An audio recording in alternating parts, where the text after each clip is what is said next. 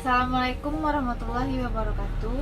Perkenalkan, saya Peggy Yolanda dari Prodi Manajemen Pajak dengan NIM 182333085. Pada kesempatan video kali ini, saya akan menjelaskan materi tentang budaya dan etika dalam perusahaan, yaitu tugas dari mata kuliah Etika Perpajakan. Yang pertama adalah budaya dan etika dalam perusahaan.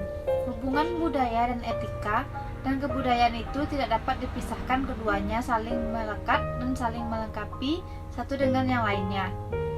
Etika pada dasarnya adalah standar atau moral yang menyangkut benar atau salah, baik atau buruk. Dalam kerangka perusahaan, konsep etika bisnis terdapat berbagai pengertian tentang etika perusahaan, etika kerja, dan etika perorangan yang menyangkut hubungan perusahaan dengan karyawan dan lingkungannya. Etika perusahaan menyangkut hubungan perusahaan dengan karyawan yang sebagai satu kesatuan dengan lingkungannya. Etika kerja berkaitan dengan antara perusahaan dengan karyawannya, dan etika perorangan mengatur hubungan antar karyawannya.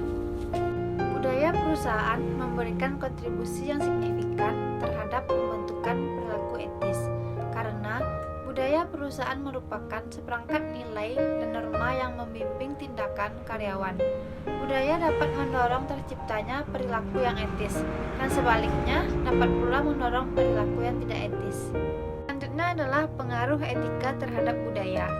Etika seseorang dan etika bisnis adalah suatu kesatuan yang terintegrasi, sehingga tidak dapat dipisahkan satu dengan yang lainnya.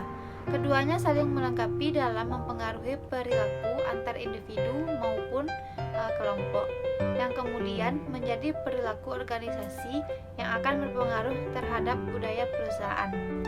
Jika etika menjadi nilai dan keyakinan yang terinternalisasi dalam budaya perusahaan, maka akan berpotensi menjadi dasar kekuatan perusahaan dan akhirnya akan berpotensi menjadi stimulus dalam peningkatan kinerja karyawan.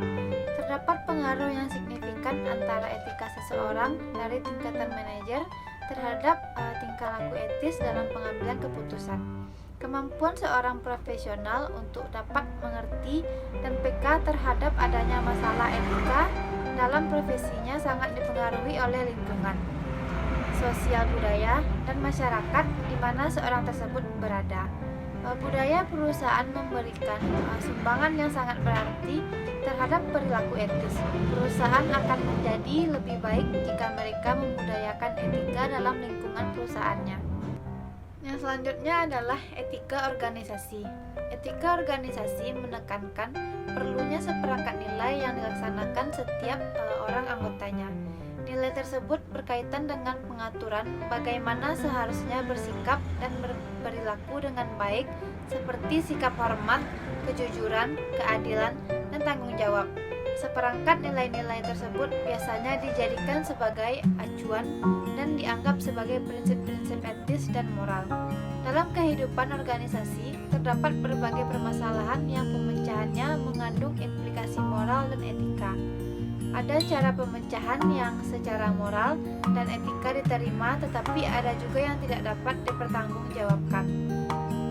Cara-cara yang secara moral dan etika dapat diterima merupakan cara yang benar, dan sebaliknya cara-cara yang tidak dapat dipertanggungjawabkan disebut cara-cara yang salah. Dalam praktek kehidupan organisasi tidak ada tolak ukur yang mutlak tentang yang benar dan yang salah.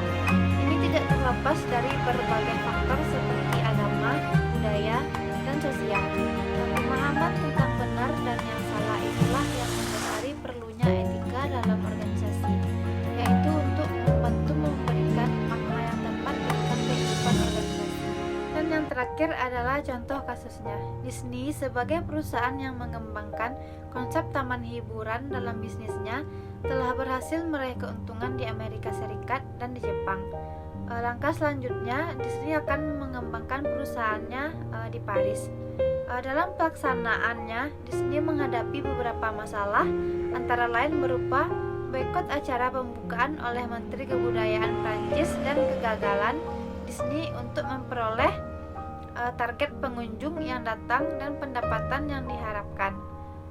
Hal ini disebabkan karena di sini kesalahan asumsi terhadap selera dan pilihan dari konsumen di Perancis ini disebabkan karena perbedaan budaya. Di sini menganggap pola budaya perusahaan yang telah berhasil ia jalankan di Amerika Serikat dan Jepang akan berhasil pula di Perancis. Ternyata tidak.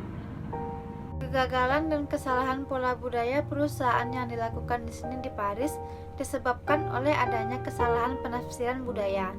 Di sini beranggapan bahwa apa yang diterapkannya dan sukses di Amerika Serikat dan Jepang akan sukses pula di Perancis. Di sini seharusnya mengadakan riset terlebih dahulu tentang bagaimana budaya orang Perancis agar pola budaya perusahaan dapat disesuaikan dengan kultur setempat dan diterapkan di Perancis. Sekian video penjelasan saya tentang materi budaya dan etika dalam perusahaan. Semoga teman-teman bisa memahaminya. Lebih dan kurangnya saya mohon maaf. Assalamualaikum warahmatullahi wabarakatuh.